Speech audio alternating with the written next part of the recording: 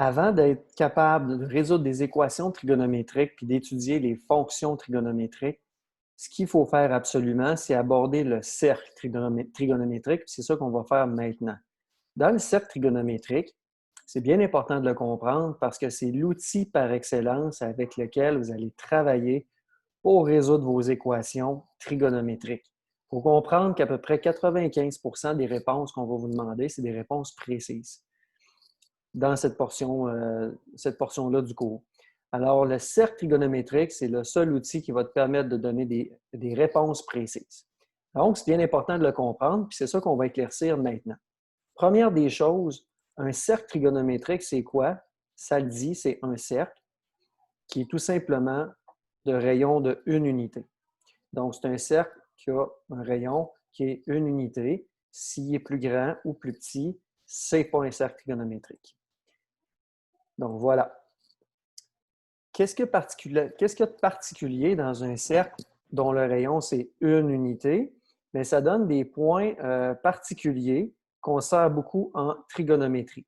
Première des choses, quand on illustre un cercle trigonométrique, on va le faire à la fin de la capsule d'aujourd'hui, on va voir des points P un peu partout sur le cercle.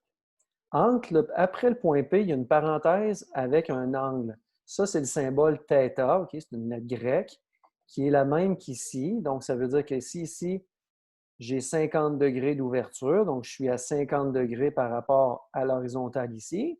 Ce que ça signifie, c'est que ça, c'est le point qui est à 50 degrés du cercle trigonométrique. Donc, si on est à 0, on a une ouverture de 50 degrés. Donc, c'est le point à 50 degrés. Et ça, c'est ses coordonnées en X et en Y. Donc, c'est ce qu'on va voir maintenant. Donc, on forme un triangle rectangle parce qu'en fait, une coordonnée en X et en Y, c'est une largeur et une hauteur. Donc, la hauteur ici, c'est la même que le Y qui va être là. Donc, ça forme un triangle rectangle. OK? Par conséquent, étant donné que ça forme un triangle rectangle, je vais me déplacer un petit peu plus bas, ce qu'on sait, c'est que la coordonnée en X, c'est évidemment, c'est la première. Dans un triangle rectangle, si on utilise nos concepts vus en secondaire 3 au niveau de cos, tan et sin, si on veut trouver la mesure de ce côté-là, ce côté-là, c'est le côté adjacent sur l'hypoténuse qu'on connaît, qui est 1. Donc, côté adjacent sur l'hypoténuse, ça donne finalement x sur 1, donc carrément x, parce que l'hypoténuse, c'est 1. Si l'hypoténuse n'était d'autre chose que 1, on ne pourrait pas dire systématiquement que cosinus de θ, c'est x. Évidemment, ce serait d'autres choses. Ce serait x sur la longueur de l'hypoténuse. Donc, c'est ça les particularités du cercle trigonométrique. Même chose maintenant au niveau du y. Si on veut trouver la coordonnée en y, bien, la coordonnée en y par rapport ici à l'angle, c'est son côté opposé.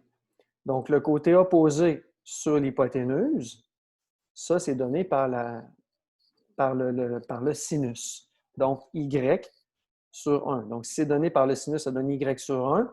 Et y sur 1 ici, ça devient tout simplement y. Donc, ça signifie quoi? Ça signifie que si je décide de trouver les coordonnées en x et en y, du point qui est à 50 degrés d'ouverture, qu'est-ce qu'il faut que je fasse? Il faut que je tape cosinus de 50 degrés et sinus de 50 degrés qui va me donner sa valeur en x, ici, et sa valeur en y, ici. Donc, ça, c'est la base, c'est une des choses les plus importantes quand on aborde le chapitre sur les fonctions trigonométriques. Cosinus θ, c'est x. Sinus θ, c'est y. Qu'est-ce qui va se passer avec tangente? On va voir ça dans d'autres capsules. Donc, concrètement, j'avais donné un bon exemple tout à l'heure avec 50. Le voilà.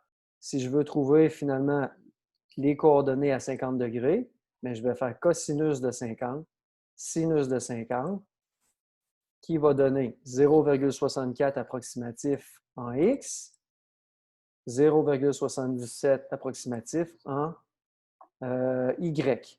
Donc, ça donne les coordonnées du point à 50 degrés. Un autre exemple avec un autre angle, 73. Donc, si on y va comme ça, on fait cosinus de 73, sinus de 73. On le calcule pour cosinus, pardon, et pour sinus. Et on a nos coordonnées du point qui est à 73 degrés d'ouverture.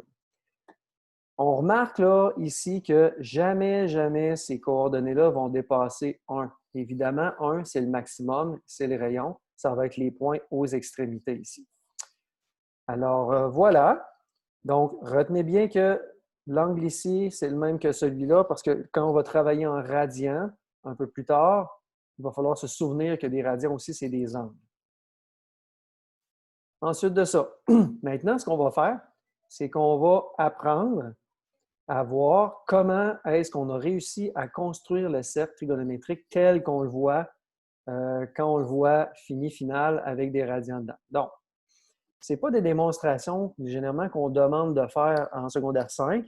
On utilise plus... Le cercle trigonométrique, c'est un outil de calcul, puis c'est assez rare normalement qu'on va poser des questions sur comment il a été fait. Mais de savoir comment il a été bâti, alors que les démonstrations sont simples, c'est pertinent parce que ça nous permet d'avoir moins peur du cercle trigonométrique puis de se l'approprier plus rapidement. Alors, si par exemple, là, vous me demandez comment ça tu pars avec ça, on va comprendre dans quelques instants. J'ai un triangle rectangle ici qui vient d'apparaître, qui a un angle de 30 degrés. Le rayon, qui est l'hypoténuse ici, donc même sans savoir que c'est le rayon, on met une hypoténuse à 1.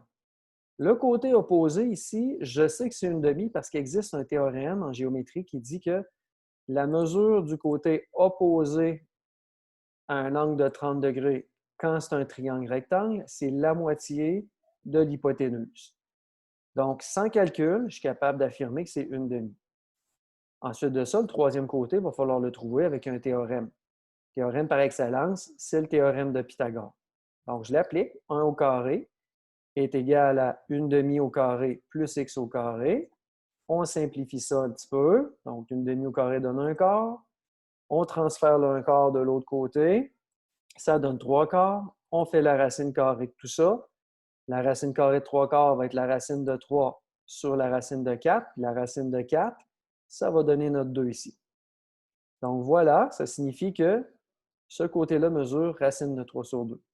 C'est quoi le rapport avec le triangle, avec le cercle trigonométrique? On va aller placer tranquillement un de nos premiers points, des coordonnées remarquables du cercle trigonométrique.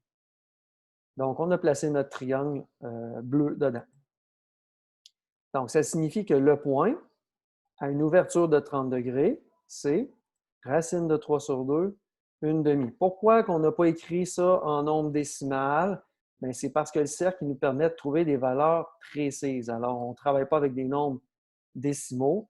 C'est une des raisons aussi pour laquelle on va travailler aussi avec des pi et des radians. C'est beaucoup plus simple au niveau des graphiques à construire.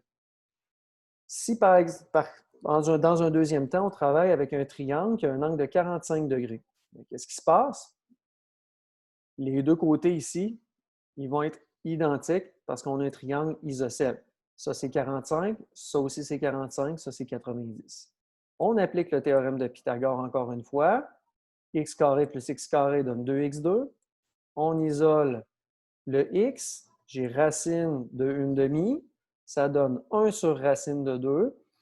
Dans les fonctions racine carrée, on a appris à rationaliser. Alors, on va le faire. Ici, le détail du calcul n'est pas fait, mais une fois que c'est rationalisé, on a racine de 2 sur 2 parce qu'on ne laisse pas de racine au dénominateur. Ça signifie que le triangle rectangle, ses coordonnées ici en x puis en y, si on le place dans le cercle trigonométrique, il va être comme ça. Donc, le point à 45 degrés ici, ses coordonnées, ça va être racine de 2 sur 2, racine de 2 sur 2. Un troisième, un dernier, avec un angle de 60 degrés. Il faut comprendre que le triangle avec l'angle de 60 degrés, on l'a fait tout à l'heure. C'est le même triangle que le bleu. Pourquoi? Parce qu'ici, l'angle, ça va être 30 degrés. Donc, c'est le même triangle, mais inversé. Alors, si on a un angle de 30 degrés, encore une fois, ça signifie que le côté opposé à l'angle de 30 degrés, il est la moitié de l'hypoténuse. 1/2 pour le même théorème. On complète avec le théorème de Pythagore comme tout à l'heure. Donc, ça veut dire que ça va donner exactement la même réponse, racine de 3/2, qui s'en vient ici. Alors, vu que c'est le même triangle inversé, bien, les coordonnées ont été inversées aussi. Donc, ces coordonnées, au point à 60 degrés, c'est 1/2 racine de 3/2. Ça complète pratiquement tous les points du cercle trigonométrique. Pourquoi? Parce que le cercle trigonométrique est construit de la façon suivante. Il y a notre triangle bleu à 30 degrés, il y a notre triangle rose, si on veut, à 45 degrés, et il y a le triangle vert à 60 degrés. Ensuite de ça, qu'est-ce qui se passe? On fait juste faire des réflexions à ces triangles-là. Donc, si on fait une réflexion horizontale au triangle bleu, comme ça, bien, le triangle est inversé, mais les dimensions restent inchangées. Donc, c'est les mêmes dimensions. Donc, ça veut dire que ça, c'est la même chose que ça, mais vu qu'on est dans le sens inverse de l'axe des x, ça va être négatif. Au lieu d'être racine de 3/2, c'est moins racine de 3/2, 1/2. Même principe quand on le duplique à tout le reste. Donc, quand on fait faire une réflexion comme ça et une dernière comme ça. Puis pour le reste, c'est la même chose. On poursuit. Même chose avec le triangle rose à 45 degrés. C'est les mêmes coordonnées qui font juste changer de signe. Donc, tiens, je vais me placer ici. Comme ça. Et même chose pour le vert. Comme ça. Donc là, ça commence à ressembler un petit peu plus au cercle trigonométrique. Il manque quoi? Il manque uniquement les points sur les axes. Donc, à 0 degrés, donc on a le point 1, 0, à 90, à 180, à 270. Et quand on finit le tour complet, on a fini un tour au complet, on est à 360 degrés, on est à 1, 0. Donc, ça, ce qu'on vient de faire là, c'est important, c'est qu'on vient de faire un tour complet entre 0 et 360 degrés. Rendu à un tour de roue à 360 degrés, qu'est-ce qui se passe? Ça recommence. Donc, on recommence encore une fois et c'est les mêmes coordonnées, c'est juste les angles qui vont être supérieurs à 360 degrés. Même chose quand on va dans le négatif. Donc, quand on veut faire 30 degrés, on fait moins 30 degrés. Mais on retrouve ces coordonnées-là. C'est juste les angles ici qui changent. Ça va faire partie justement d'une des prochaines capsules pour être capable de voir là, la répétition de ces angles-là puis trouver les valeurs exactes.